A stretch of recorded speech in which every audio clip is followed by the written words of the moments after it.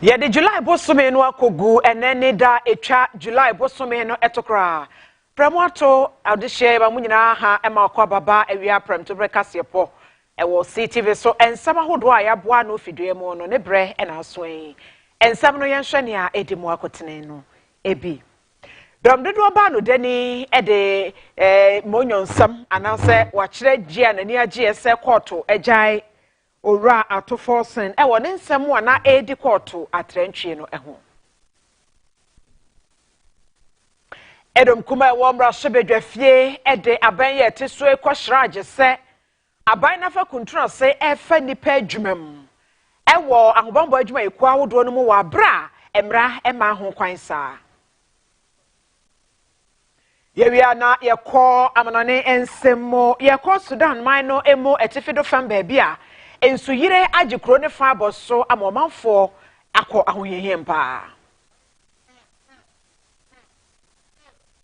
Abuzafo we kan sma wodo benem ho na awia image bre som wo say Afia Brempomaa Kasiepo e wo Ctv eso me kai wo say Kasiepo no etwagu ukasafo nyina wodo no so afiefie mu abefo ntentan fidie no mede som wo my Ctv GH social media handles wodo no bo my Ctv GH Kasiepo epie ba na wanya bi ahwe kai se obeto amanofefo ama wonom so anya bi ahwe ena awia kenkan fo ye me Afia Brempomaa Hineh me da me ho na fe masomye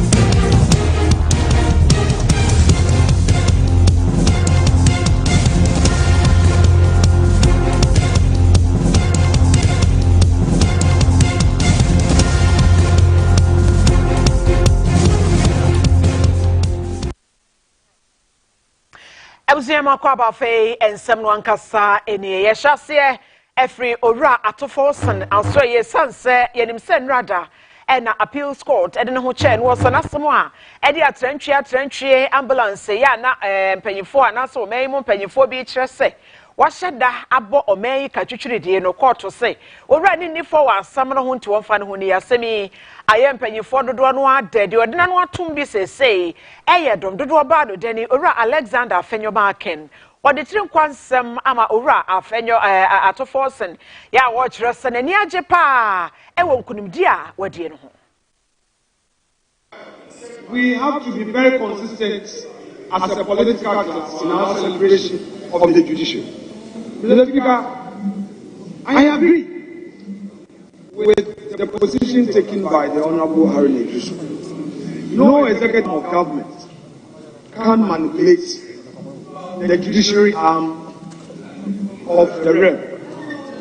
Mr. Speaker, it must never be said that the judiciary is under the control of the executive. Mr. Speaker, Honorable Harry Nejusu is a courtroom practitioner, just as I am. You were a courtroom practitioner. One of the things that we were taught at the bar was to accept the decisions of the courts. You are leading the front bench of this chamber. Let us understand that there are situations where we disagree. And even when we disagree, the language, the approach is essential. I celebrate in your victory. And you know how much it means to democracy in this country. Minority leader, you've gone through the system, your belief in the judicial system. Today, on all fours, I don't take alcohol, but I can offer you a non-alcoholic wine. Because I know I should have been there. No, I don't. I have serious allergies. Oh, we are not talking about other things. Because I know I should have been take alcohol either. Anytime you go for lunch, it is fruit juice. Mr. Speaker, if you disagree with the system, use the system to correct it.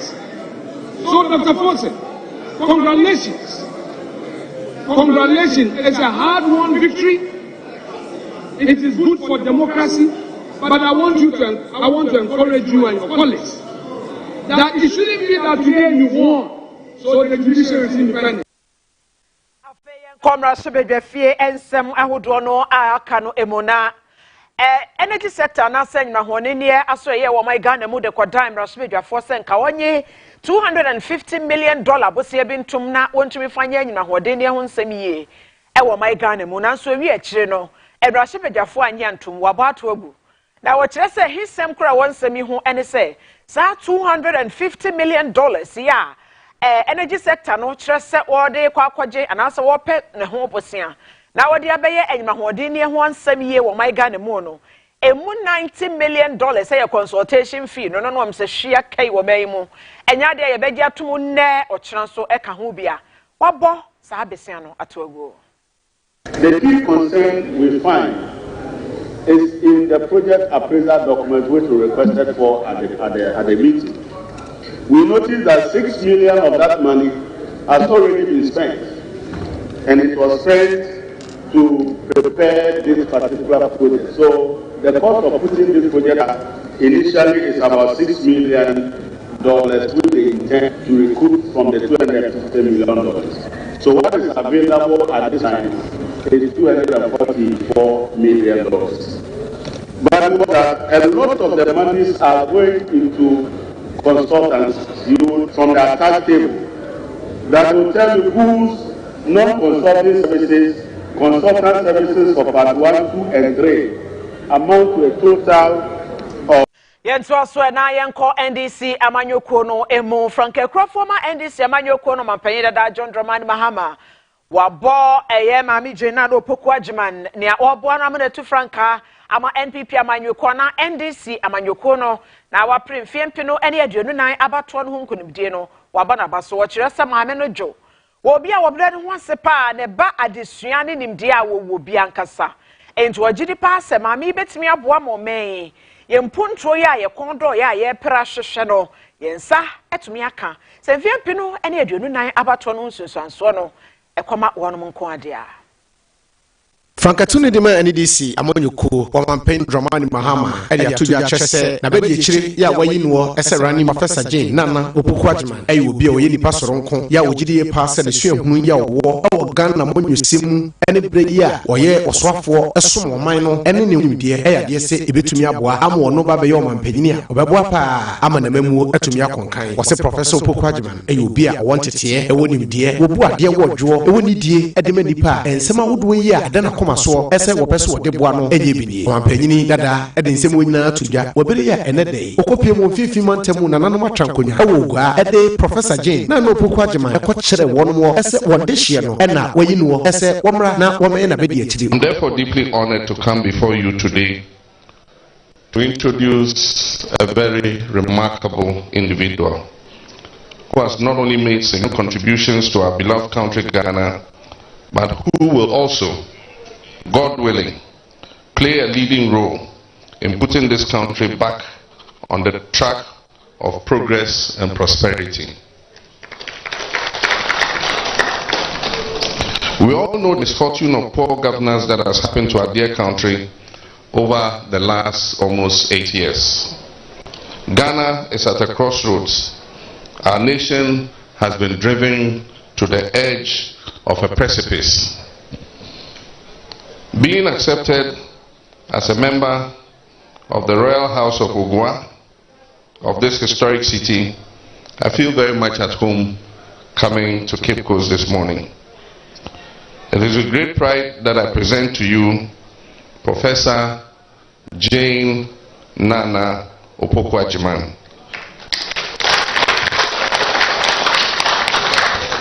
My running mate for the upcoming 2024 elections. Nana, your daughter Nana Jane hails from this very region, and Commander to be precise. The Central Region is a place known for its rich history, its culture, and its commitments to education. Professor Jane Opoku Ajiman obreya NDC amonyoko ni mu Frankatuni mampanyida da John Dramani Mahama eyi no kire wieye ene ono so de nsema wodo tudwa ada ne Frankatuni ase se wanya ne mugidie ene arehyimu na ohyenebo ese adwuma biara ese fata se wono Professor Jane Opoku Ajiman eye no otumi hwe ema ronya bosumi de to sonso abato wo mudimu nkunim no obehwe ne waye. Stories How does she ensure that the fish doesn't rot and that she can make her profit? So these are all issues. They are not new. They are really, really real. You go for a loan, as I said, and the interest is just abuse. But that's what it is. So we had all these microfinance institutions, and now what has happened to them? These are the times that women must make their voices heard. Okay, so that we can speak not only we don't have to speak for ourselves only. We have to speak on behalf of others who don't have the voice. And that is why I want to commend His Excellency John Dramani Mahama for acquiescing to the suggestion about the Women's Development Bank. Krakramo, MFF Mantemu Nana Matrankonya Penia, Wano, and Dano, Chair President, Emma Central Regional House of Chiefs, therefore, Amwakwa, Potu, Otoso, and Watchin, so Ebo, and it is Yamu Kuno Frank Tunia Basso, and say, Wabomodia, now where you be, will free one dear, no free one potem one more, say Abedici. This is the first public event after your campaign launch. The DACP, so first place of call after the launch in Central. We were comfortable when you said, when you come here, feel at home. Welcome home. And rightly so, because Okasoka said you never left Central Region. You never turned your eyes off Central Region. You never neglected Central Region. Now, what you did, Commander Sugar Factory, Bridges, Cape Coast Stadium, Kotokwaba Market, because of time. Now, we introduce you to so long a yenji papa, young professor. Mejidi said she's going to be a role model for many women in Ghana. Obeshanos, now once we see the first woman professor and our vice chancellor.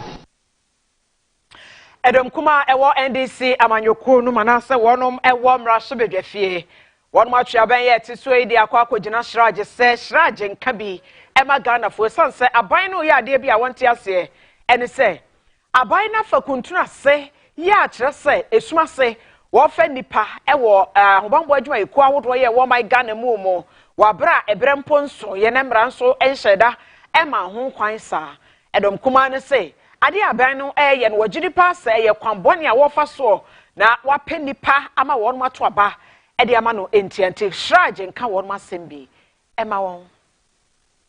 And as a responsible minority group, we found it necessary to petition the Commission for Human Rights and Administrative Justice after we had held a series of press conferences to decry the conduct of the Ministry of the Interior with respect to the intended recruitment. The Minister of the Interior started talking.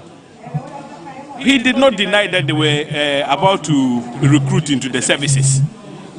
What he, however, said was that they intend to recruit from a backlog which was created due to the inability of the services to absorb all the numbers. But contrary to what the minister had said, we managed to furnish you with evidence from the police service in the form of a press release which clearly contradicted what the minister had said publicly.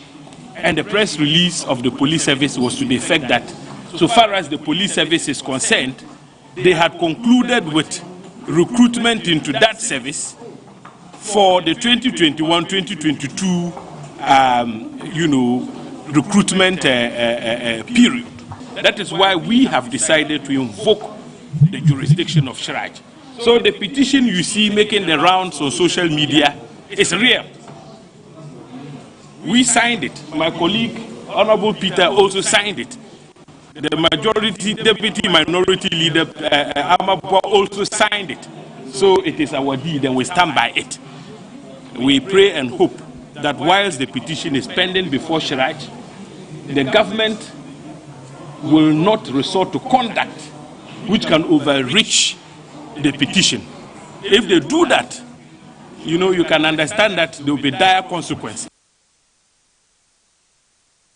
So na yenko asrafo dwumedie ya wodie e wo sunyane bonomantem kropono emo Commander MR15 Armored Brigade, Brigadier General Ben Gar, wode soso abofom ama wo ba besi asrafo atena ekese e wo bonomantam kropon sunyanimo. Oyi ebetumi aboa ama enei ene asrafo beso ha ene adwunum emiensa atumi akra won ewo dwumadi awodo awodie mu ewo enkampuni mantem afei oha ene adwunum nan enso sunyane mantem ni mu so ade ebekra won mabo dwumadi awodie no oha ne adwunum so abo ewo eye damango ochemu dia chese bosome nkrontabo eno hwene mu kwan se sa project no ebeba no awie ye kasei 15 Armored Brigade ewo wontibire kesa eno no enye da apem tibire kese nemum wo mu ewo militia wa bi mu ya eno no wo hwene mu kwan so obi ye fi wono akakopie mu ewo sunyane na wode tibire kese foro no akobo na odwumadi awodie bia atumi akon ede akona niwo uhwemu a akode enom ye yasrafo ede ade ene ade se wo mekra so ewo wono na wo kira ade se Middle Belt Development Authority for ena wono eso asen amasa 15 Armored Brigade headquarters no wono etumi esia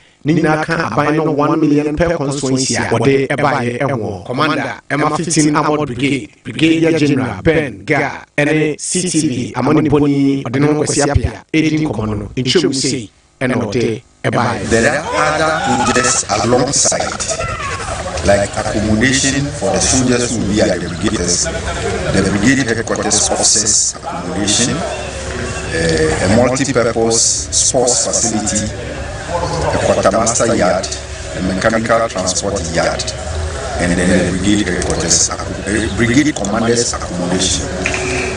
We expect that this project, like he promised, will be finished in the next 3 to 4 months, and then we can start working on it and continue expanding with time. I think they have started a good work, and we will continue to monitor and see if there's the need to correct anything. We will do that properly, not when it is correct. The message for my soldiers is they should remain loyal and assist the contractor in constructing this facility. And what you know, you have for regional engineer, Middle Authority, Ura Maxwell, Ata, and Kasai Chere, Adumupo, and it's in Puntia, one Swassin be Swabashe, Ama, Sadia Cosu, G. Passabua, Ama Bambo, at me, Afantua Pefra, Ewo, about 1 plus 1, Eswo. And that's a woman, Ewo, one of your buying special. Do you? Maybe to Chima, Moba, no matter what I yes, at least among so why am I come oh, so far, yeah, I can give you because give some more making up loud. Even your compra, Muma, so your phone, besides there, Mobile 90 was there from the necessary support we are in one of my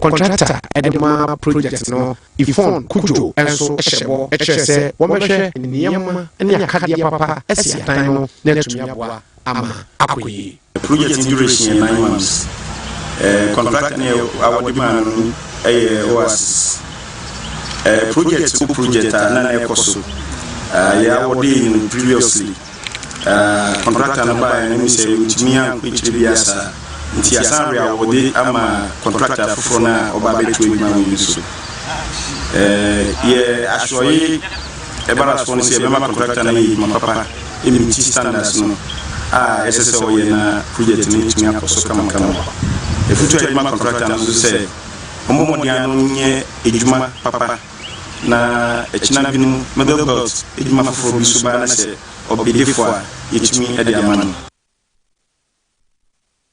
Yanto so na yankwe ni wonsem foforo emu Director of Operations sama Ghana Shippers Authority Sylvia Asana Dauda ohum ede atodwa se emra foforo ya eno ye Ghana Shippers Authority law ya emra shimedwafo agi atom no wagidi pass e ba beboa ama onjimede egina brane na afen so de yi ato ayie ama adwuma esafata se obi die no watimi ede ne sa pepepe ama onjimede efren munyemo akwan munyemo Parliament passed the Ghana Shippers Authority Bill 2024 into law, following its successful third reading on the floor of the House.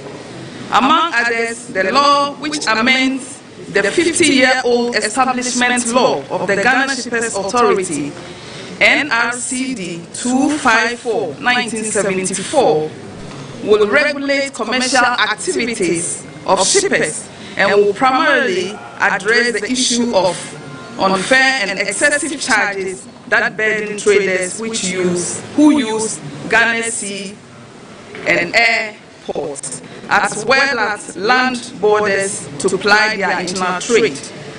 It will introduce transparency in the determination of port fees and charges, and will by that ensure that there is better accountability in the legal movement of international trade cargo across all borders of Ghana.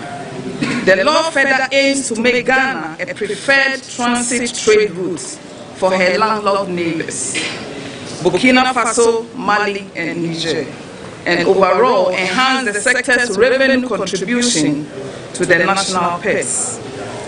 The new law, is an enabler in the sense that it will empower Ghana Shippers Authority to better adapt to emerging trends and complexities within the shipping and logistics industry. In this capacity, Ghana Shippers Authority can better protect the interests of shippers and shipping service providers and improve its regulatory oversight of the entire industry. One of the fundamental reasons for the passing of this law is the need for effective regulation of the shipping and logistics sector to guarantee fair pricing and charges for all stakeholders, especially importers and exporters. The law thus empowers the Ghana Shippers Authority to facilitate the charging of fair fees at the ports and borders, and through that promotes the participation of local firms in the provision of services in the sector. It will enhance transparency and accountability and inevitably drive improved revenue generation and collection of national socio-economic growth. Ghana Shippers Authority, established 50 years ago by NRCD 254/1974, to regulate the commercial activities of shipping service providers in the shipment, storage, and delivery of international trade cargo by sea, air, and land. Over the last 5 decades, Ghana Shippers Authority has driven compliance with established standards and guidelines in the commercial shipping sector in Ghana, and through Ghana to Burkina Faso, Niger, and Mali. The law, as passed, will enable a more effective regulation of the transit trade and thereby balance the interests of shippers and service providers for enhanced efficiency and competitiveness in international trade. On this momentous occasion, I would like to underscore that the amended law is a huge step in the right direction, but it is not a magic silver bullet. Ghana Shippers Authority is poised for a collaborative approach in dealing with any unforeseen issues that may arise. Afia Brempomaa and Ctv Kasiepo.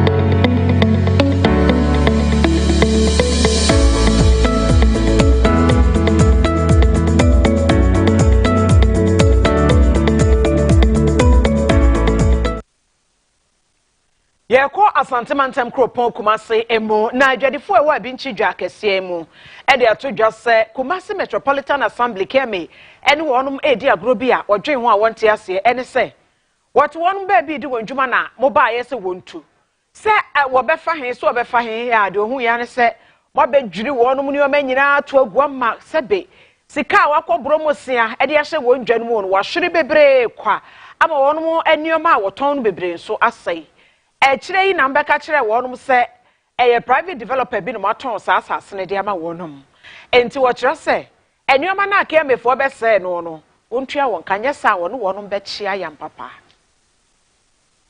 Assembly session no ye ko kemi de petition kuma me sia sante hene edibi kuma kemi se nana sampa be frɛ ya hinim enso ba ji tax be frɛ se revenue da bia ha we o wonu obi timu ya obi timu papa de ye ni papa to no etu jase obi to ade ne mu tu jase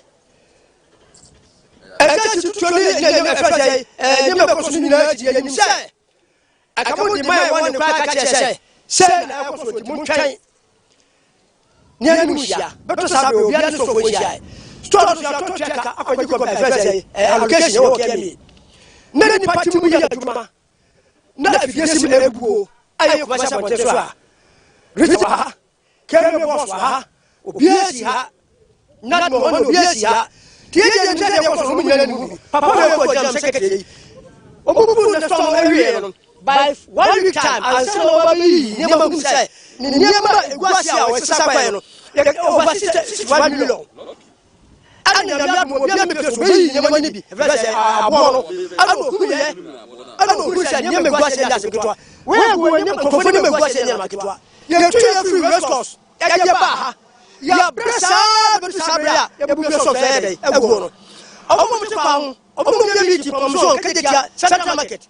It's a secretary of Obabi. Yeah, from Ray, about Nahano, but the Sabbath, assassinated the area so much as now. Because of the Chassic conversation, or the or the people of Parliament, I call it assassin now, but when you see no matter so assassin now. Also, Yato, Yetiaka. Say your receipts, your allocation papers. Yes, a baby sample. And come on, fresh store owners, my woman. Namony and say, I perceive this store in for, and I perceive maybe must be anti. Your cock me, Cushalo, say, no case, no. Nay, come until no one friends. Yeah, I saw like it's no. Say, a good store like I am come. Then you want a bit to me. A boo. So, must be, I say. Growing on us, Obi to more, I saw 2 more, or raw cow, a 4 Bessie. No, ma, because I know when I say, no, ma, I say, no. So, say, Bruno, my home, the Bruno was 750. By no one in the city, almost 900. No more bullying now. Ah, Crawford, almost a year, and I are stranded. Ye, baby, I echo. Yet to see you, Senka, my brekra, my young Fansano, and no matter the making, no baby, I say. The sea and begin a hay. My book room semi beg, as we baby crime is here. To be best of a Tom and Norman be crime at Tomano. It was a time, just a jabma, and so the Okan and Aqua was a body at Yemenfo. Sabi, Ulu's no Casana every, oh, this is a performance of a twaba. Oh. Na ashanti with MPP stronghold pa na sanse mu ko so no ma wontiase enye fe store woni pa to twaka me person me to 7,000 initially I'm starting am to 6,000 atom to ya ko 120 million 12,000 am for to 12,000 and over so na asase ya wodia na ke metima allocation woni no ma wontiase but e ko so and mo bu so we to me be fo ko butimia ba o yamu na ma butimi ashanti yes no ma wontiase na mutumi nka bipa Ctv mo nya the right no mo fa ntia ayapa e ba kan sase kan trebi ne moja trebi guza nka we police command we so nkola ba enso say boost stores over 750 stores egu from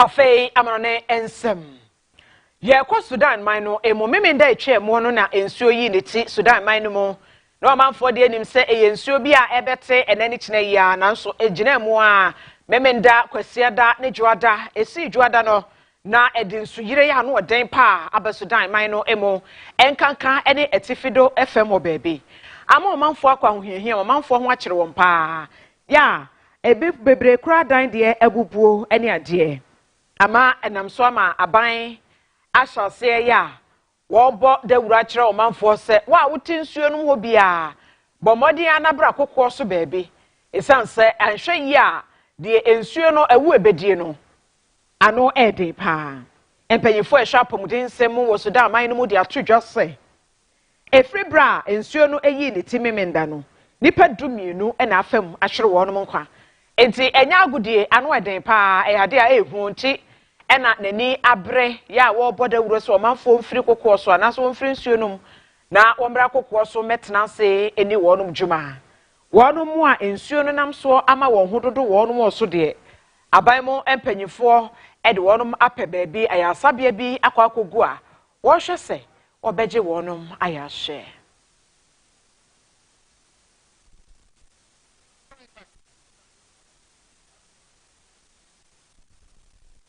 Ebzefo ha ena me gyina na Afia Brempomaa Kasiepo ya me de som wo Ctv so no me de nyina esie wa wo ewo fie abefo ntete fidie no so mpanyifo achinchin fidie ne from awon meka enyoma bo ani ma kase ye de bra wo nyina ye da mo se Afia Brempomaa Hineh ewie eyemo kenkanfo nyame ya adom abrepem ebesan ehia na so sabrede abusua ye de nkra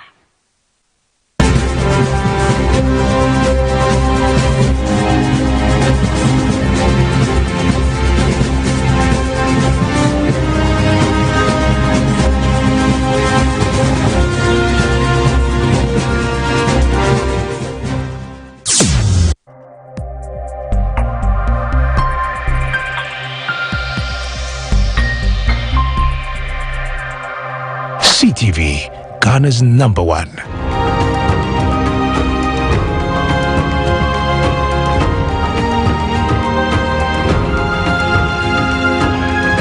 And get your wife. Do you understand me?